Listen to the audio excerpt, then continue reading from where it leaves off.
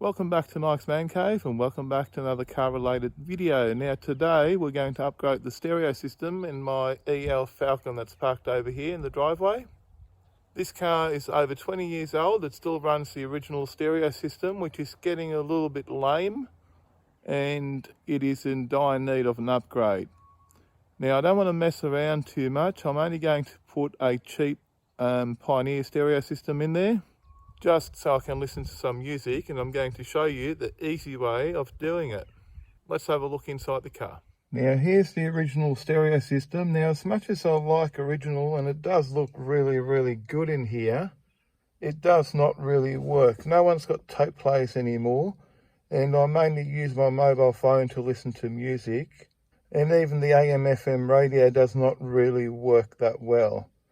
Okay, there's a lot of reception problems and dropouts, and it just sounds really bad. So as much as it seems like a shame to get rid of this head unit, for modern convenience sake it has to be done. I drive this car nearly every day, and I'm sick of not having any music to listen to or any radio to listen to. Now to take these radios out in this panel, which seems almost impossible at this stage, put your handbrake on, put your gear lever back, then this ashtray just pulls out like that. Put that aside, and there's a Phillips head in there that you take out, and then this whole panel here should just come out.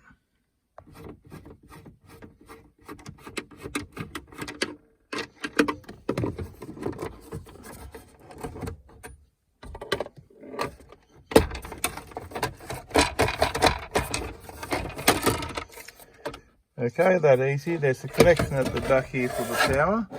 You can just unclip that and put this panel aside. There's a slight problem here if you haven't got the right tools, because you now need that little security driver there to take out the head unit. Now the tool you need to take those little bolts out here is a T20H. It's like a star pattern driver with a hole in the center. And there you go. That one works perfectly. So we'll just take those two out, and then the radio will just pull out. There you go. Job done. Now just unplug those connections at the back. Okay, there's the head unit out of the car. Here's the Pioneer head unit that I'm going to fit. It connects to my phone. It doesn't have a disk drive or anything, it just plays music from MP3s, and you can also put a USB stick in there. Now I'm going to have to get the brackets off the original radio there. I'm going to have to take those off and attach them to the side there. This is where you need to muck around a little bit, and it really depends on what head unit you've got and what sort of car you've got to be able to fit these up. Now I'm not going to cut any of these plugs here. What I've done, you can go to your local spare parts store and you can buy an ISO harness, what they call an ISO harness, to fit any car pretty much. These are about $15. Now this will plug straight into there, as you can see, and then you need to buy the specific harness for your car, head unit harness. And this is a Pioneer to ISO harness, which this will plug in there, and it will then plug in there, and it should all work without having to cut any of your factory wiring. So let's plug the ISO harness in and see how that looks. There you go, that's plugged straight in, nice and easy. The only problem I can see, we've got a spade connector in here. It's got a different connector, so I'm going to just cut that off, get a spade connector and put it on here. So I'm going to modify the harness rather than the factory wiring on the car. You might want to take your aftermarket stereo out if you sell the car. So it'll just be a matter of taking the stereo out, unplugging this, plugging your original head unit back in and installing it, and it will probably be just a 10-15 minute job. So I'm going to modify this so it plugs in there. So I'm just going to use the crimping tool to crimp that little connector on there. That will now fit that. And all done, it's plugged in. So that's probably the only modification that needed to be done to any of the wiring, and everything else is just plugged into the back of the stereo. Now, a lot of these wires you're not using, okay, they're for reversing cameras or various other things which don't apply to this car. Now what I've done is I've adapted the original brackets to the side of the stereo system here to mount it up. Now this does take a little bit of experimenting, and this is about the third mounting option that I've tried, and this one's the closest one. So let's slip the stereo in and connect it all up. And by connecting it all up, I mean plug it in.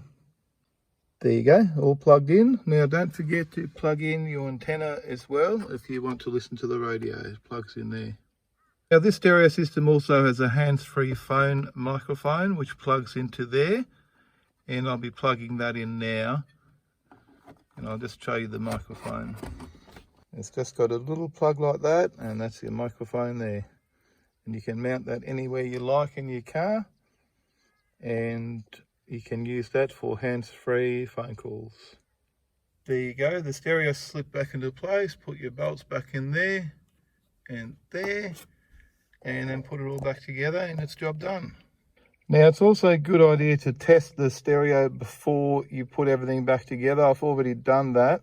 Now I'm not going to be playing you guys any music because I do not want this video getting copyright claimed for any music that I might be playing, but trust me in saying it all works perfectly right now. Okay, here you can see the stereo is now fitted. I've just turned the power on just so you can see that it's actually working. And now it's just a matter of putting that trim panel back in here, and it's all ready to go. Now I've also run the little microphone to the top of the dash there. There's actually a bracket that goes with it, which I'm going to install a little bit later on, but that's just run from there to there. Was no problems, just push the wire through the little gap here, and it came out there and plugged into the stereo system. So let's put the trim panel back in and I'll show you what it all looks like back together and finished.